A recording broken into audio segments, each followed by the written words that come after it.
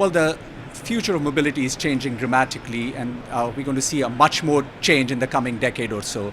There are two big drivers coming. One is the future fuel type. So we are in this big world of energy transition, and we are looking to provide a whole mosaic of new fueling solution to cater to the growing demand of mobility around the world.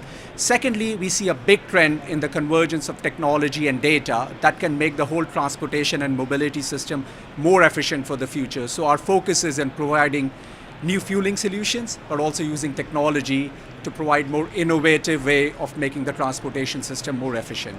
In Europe, there's only about 300,000 charge points available. Actually, if you have to fulfill the demand and manage the CO2 challenge, then we need about 1.8 million charge points.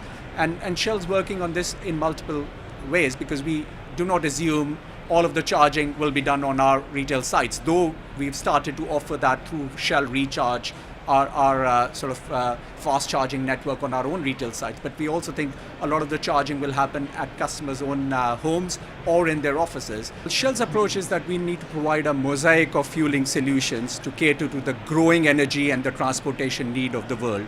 By 2040, we expect the energy demand to grow by 30%. In that way, we think we need to provide all sorts of fueling solution, and the customer would make the choice. First, on the conventional fuels, we are doing a lot of business development and research to make sure our fuels are more efficient in terms of fuel economy. We have new technology, which is our dual deposit additive control, which makes our fuels much more efficient in terms of its fuel economy. But we're also providing a lot of other solutions to cater to the growing need. We've just acquired a company called New Motion, which is the largest provider of charge points for growing electric mobility in the world.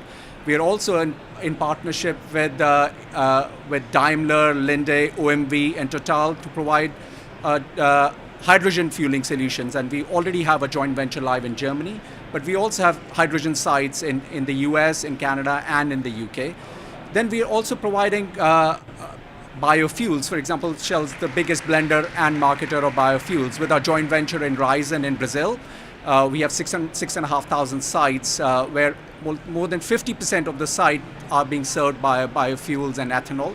And actually that joint venture is also doing research in advanced second generation biofuel using cellulosic ethanol, which is actually coming from non-edible food sources. And already 40 million liters of fuel are being produced from the second generation of biofuels. Also for trucking business, for example, I do not think electric mobility, given the fueling and the driving distances of long-haul transportation, it is actually an option, at least in the very near term for the next decade and a half. That means LNG is another very credible source of fuel for heavy goods vehicle transportation, and Shell's building a network of LNG fueling sites in Europe and also in other parts of the world. So you can see there's a whole spectrum and suite of fueling solutions being considered, but we're also using a lot of innovative, digitally enabled technological solutions to make the whole transportation system more efficient as well. It's not only about providing multiple fuel types, but also using today's technology and insight we get from the data gathered from all these connected vehicles to make sure we have a much more efficient energy system and a transportation system for the future.